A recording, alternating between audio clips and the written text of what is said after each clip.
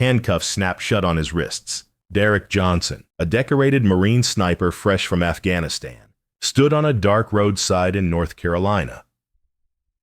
Treated not like a hero, but like a criminal, his dress blues, pressed to perfection for a friend's wedding, now looked like the costume of a fraud in the eyes of two local cops. "Step out." "Hands up," Officer Miller barked, his hand on the holster. Derek complied, calm and steady, but inside, his honor burned. This wasn't a battlefield. There were no Taliban fighters. Yet here, in his own country, Derek faced a different enemy: prejudice. The police claimed his rental car was stolen. They ignored his ID. They mocked his service. And with one cruel snap of steel, the Marine who had risked his life for America was branded a thief. But Derek had one advantage those officers couldn't imagine: his father, a 4-star general who would soon storm. Who was this man the police mocked so easily? Derek Johnson wasn't just another young driver on a country road. At only 24, he had survived 2 brutal tours in Afghanistan as a Marine sniper, Bronze Star on his chest, discipline in every breath. Derek had already seen more sacrifice than most men twice his age. Tonight was supposed to be different. A wedding, laughter, a brief escape from the weight of war. Instead, flashing lights turned celebration into humiliation. But Derek wasn't alone in this world. His sister, Maya Johnson, a sharp-minded law student at Howard University, was the first to hear his voice from the cold jail cell. "They think I stole a car." "Maya, tell Dad." Her anger lit like fire. She knew exactly what those words meant. Because Dad was no ordinary father. General Samuel Johnson, a 4-star general, one of the highest-ranking black men in the United States military, a man who had built his career on discipline, honor, and unshakable truth. When Maya delivered the call, Samuel didn't hesitate. He rose from his Pentagon office, stars on his shoulders glinting under the harsh lights. His order was thunder: "Get me to North Carolina, now." And as his military transport cut through the night sky, one question hung heavy in the air: what happens when power, prejudice, and truth collide in the same courtroom? The holding cell reeked of sweat and stale coffee. Derek Johnson sat stiffly on the cold bench, his dress blues now wrinkled, his wrists red from the cuffs. Across the bars, Officer Miller leaned casually, chewing gum with a smirk that dripped contempt. "Marine sniper." "Huh," Miller sneered. "Probably stole that uniform too." Derek's eyes didn't rise. His training screamed one word: endure. But every insult struck like a bullet. Officer Clark tapped at the computer. "This ID's too clean. Looks fake. Probably bought it online." The desk sergeant, Walker, frowned. "He's got no priors. Says he's a Marine. Maybe we should check." Miller shot him a glare. "Don't waste time. He's lying." At that moment, Maya burst into the station. Law books clutched against her chest. Her voice cut through the room. "I'm here for my brother, Derek Johnson. He is a decorated Marine. This arrest is a mistake." Miller chuckled darkly. "Another Johnson. What are you?" "His lawyer." Maya's eyes blazed. "One day, I will be. And when I am, officers like you won't get away with this." Her phone buzzed. General Samuel Johnson's plane was in the air. Relief mixed with urgency. She stepped closer to the bars, whispering, "Hold on. Derek, Dad's coming." Derek gave a small nod. Silent but steady. He had survived Afghanistan. He would survive this, too. But the tension only grew. The prosecutor, Harlan, had already been alerted. Eager to build a case, papers shuffled. Charges of grand theft auto were being prepared. Derek, a Marine who had risked his life for freedom, was about to be paraded in front of a judge as a criminal. The clash wasn't just physical, it was moral. It was a battle between truth and prejudice, discipline and arrogance, and the war was only beginning. The night deepened over North Carolina, but for the Johnson family, it was only the beginning of a storm. Inside the Pentagon, General Samuel Johnson stood by his office window, the city lights flickering against the glass. His daughter's voice had cut through the static of distance only minutes earlier, trembling but urgent. "Dad, they've arrested Derek. They think he stole a car. He's in his dress blues." The words slammed into Samuel like gunfire. For a man who had faced insurgents, minefields, and ambushes, nothing pierced deeper than knowing his own son was shackled in humiliation on American soil. He didn't waste time. His aide, Colonel Davis, scrambled to pull every document, every record, every commendation from Derek's military file. "I want his service record, medals, deployment history, all of it. And get me a military transport now." His voice carried the weight of 4 stars, and within minutes, the gears of the military machine were set in motion. Engines roared to life on a tarmac as Samuel marched aboard, his uniform immaculate, his resolve harder than steel. Back in Fayetteville, Maya refused to sit quietly. She marched through the corridors of the police station like she already owned the courtroom. She argued with the desk sergeant, demanded the charges be verified, and reminded anyone who would listen that her brother was not a thief, but a Marine who had risked his life for their freedom. Every word sharpened the pressure on the officers who had mocked Derek only hours earlier.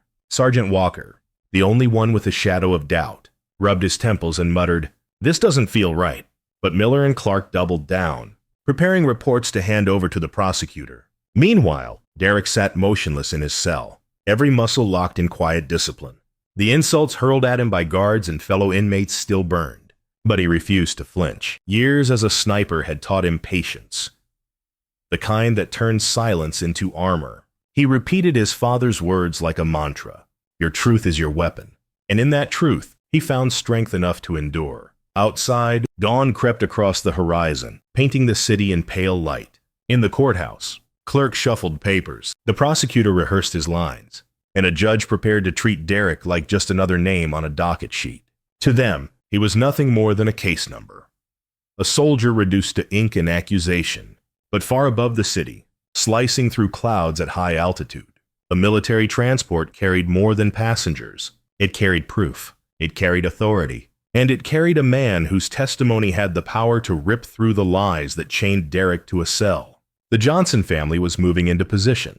In the hours ahead, courtroom walls would shake, not just from the weight of evidence, but from the collision of love, loyalty, and unrelenting truth. The courthouse in Fayetteville buzzed with whispers that morning. Locals shuffled into the gallery, curious to see the young black man accused of stealing a car he claimed to have rented. Reporters gathered near the steps, cameras ready. Inside, the air was heavy, the kind of silence that waits for a spark. Derek Johnson entered in cuffs, his shoulders squared, his eyes steady. He looked more like a soldier facing battle than a defendant awaiting judgment. Across the room, Prosecutor Harlan shuffled his papers with a smug confidence. To him, this was simple. Stolen car, black suspect, open and shut. Judge Ramirez presided, her gavel striking sharply. "State your case." Harlan rose. "Your Honor, the defendant was found in possession of a vehicle reported stolen. He claims to be a Marine, but we have no official verification of his service. We ask that the charges stand." Attorney Green, overworked and weary, struggled to object. "Your Honor, my client has no prior record. The rental company has been contacted and Ramirez cut her off. Do you have proof of his military status?" Green faltered. "Not yet." But the judge's eyes narrowed. "Then we proceed." The atmosphere grew thick with tension. Miller and Clark sat smugly in the back, their arrogance undisturbed. Maya clenched her fists from the gallery, her heart pounding. It seemed inevitable that Derek's honor would be dragged through the mud. And then it happened. The heavy doors of the courtroom creaked open. Every head turned. A tall figure stepped inside, uniform gleaming, 4 stars catching the light like fire. Gasps rippled through the crowd. General Samuel Johnson had arrived. He didn't walk. He commanded the room with every step. Flanking him were 2 Marine MPs and Colonel Davis, carrying a tablet loaded with Derek's records. Samuel's voice boomed, unyielding. "Your Honor, I am General Samuel Johnson, United States Marine Corps. That young man is my son, Lance Corporal Derek Johnson. He has served 2 tours in Afghanistan, earned a Bronze Star, and risked his life for this country. This arrest is not only a mistake, it is a disgrace." Harlan froze mid-sentence, his papers trembling. Judge Ramirez's gavel paused in the air, her authority momentarily eclipsed by the gravity of the general's presence. Colonel Davis handed over the evidence: Derek's service record, commendations, the rental contract, and a statement from the company admitting their clerical error. The truth thundered through the courtroom. Samuel turned his gaze to Miller and Clark. "You saw a black man in a nice car and assumed the worst. You didn't check the record. You didn't verify the report. You judged before you knew." The silence was suffocating. Even Judge Ramirez hesitated. Her voice softer now. "Charges dismissed. Lance Corporal Johnson, you are free to go." The bailiff uncuffed Derek. He stood tall, turned toward his father, and raised his hand in a crisp salute. The general returned it, then pulled his son into an embrace. The gallery erupted in murmurs, some in awe, others in shame. Maya's tears fell freely. In that moment, the courtroom was no longer just a place of law. It became a battlefield of truth, where prejudice was shattered by honor, and one family's fight turned humiliation into triumph. The verdict didn't just free Derek Johnson, it unleashed a storm. Within hours, news crews swarmed outside the courthouse, their microphones thrust forward as cameras flashed like lightning. General Samuel Johnson stood with his son and daughter at his side, his voice carrying the weight of truth. My son served this nation with honor, yet he was treated like a criminal because of the color of his skin. This isn't just about Derek. It's about every black man judged before he's heard. The words ricocheted across televisions and headlines nationwide. Marine hero, arrested in error, blared one newspaper. Social media exploded with outrage. Hashtags demanding justice trended for days. Veterans groups rallied in support of Derek, declaring that no service member should face humiliation after serving their country. For the Fayetteville Police Department, the fallout was brutal. Officers Miller and Clark found themselves under internal investigation. Their arrogance in the courtroom now looked like recklessness to the world. The police chief issued a formal apology, promising new training to confront racial bias. Yet for many, the apology was too little, too late. Within the Johnson family, the ordeal didn't just leave scars. It lit a fire that none of them could ignore. Derek, though shaken by the weight of what he endured, refused to bow his head. When he finally returned to his unit, his brothers in arms greeted him not with pity, but with pride. Later, at the rescheduled wedding of his closest friend, Marines lined up around him in quiet solidarity. What could have been a reminder of humiliation instead became a powerful celebration of resilience, loyalty, and the unbreakable bond of service. For Maya, the trial changed everything. Watching her brother sit behind bars for a crime he didn't commit ignited a new purpose in her life. She began taking on pro bono cases, fighting for others who had been silenced or wrongfully accused. Each victory in the courtroom was a tribute to Derek's strength, each defense a way of rewriting the injustice that had nearly crushed them. Even General Samuel, back in the Pentagon, refused to let the incident fade into memory. He started lobbying for a formal liaison between military branches and local police departments, determined that no soldier, no family, would ever have to endure the same nightmare again.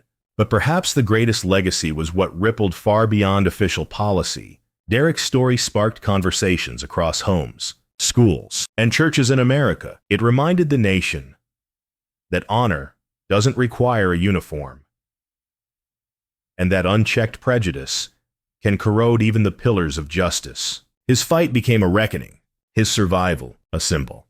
In the days that followed, Derek Johnson tried to move forward, but the echoes of that night never truly faded. The sound of handcuffs snapping shut, the humiliation of being mocked for the uniform he had earned, the feeling of being invisible in the eyes of those sworn to uphold the law. All of it lingered like shadows. And yet, those same shadows gave rise to something greater. At his unit, fellow Marines stood taller when Derek walked into the room. They knew what had happened. They knew the injustice. But more than that, they saw how he carried himself after it all with dignity unbroken. For them, Derek became more than a comrade.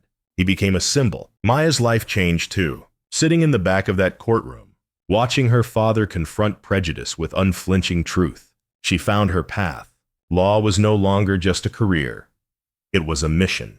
Every case she would take, every client she would defend, would be guided by that memory. Her brother's bowed head, her father's thundering words, and the power of standing up for those without a voice. General Samuel Johnson, back at the Pentagon, carried the fight to halls of power. He pressed for policies that would link local police with military liaisons, ensuring no soldier would ever again be dishonored in the same way. For him, it wasn't just about Derek. It was about every service member, every black man, every citizen who had been judged by skin before truth. But the greatest legacy wasn't written in policy, or even in history books. It was written in hearts across the nation. Families talked about Derek's story at dinner tables, churches, and classrooms. Some spoke with anger, others with sorrow, but all with recognition. The recognition that justice is fragile, that dignity can be stripped in seconds, and that prejudice unchecked destroys not only lives, but the very foundation of freedom. And so, the story doesn't end with Derek's release. It doesn't end with an apology from the police, or even with the applause of the courtroom.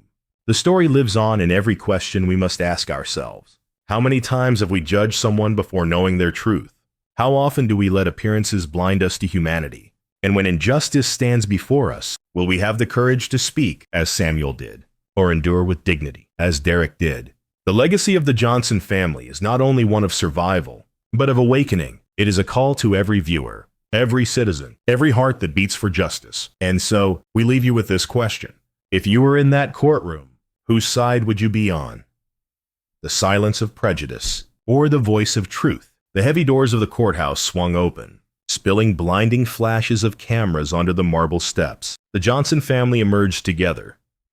Derek in his uniform, his father, General Samuel Johnson, towering beside him, and Maya clutching her books, her eyes still glistening with tears. Reporters shouted questions, microphones thrust forward, but the family moved as one, their steps steady, their presence unshakable. In that moment, the world wasn't just seeing a Marine, a general, and a law student. They were seeing a family that had turned humiliation into courage, injustice into truth, and silence into a voice that could no longer be ignored. The crowd outside fell quiet as Samuel placed a firm hand on Derek's shoulder. The message was not spoken in anger, but in clarity, etched into the hearts of everyone watching. Honor doesn't live only in a uniform. It lives in truth.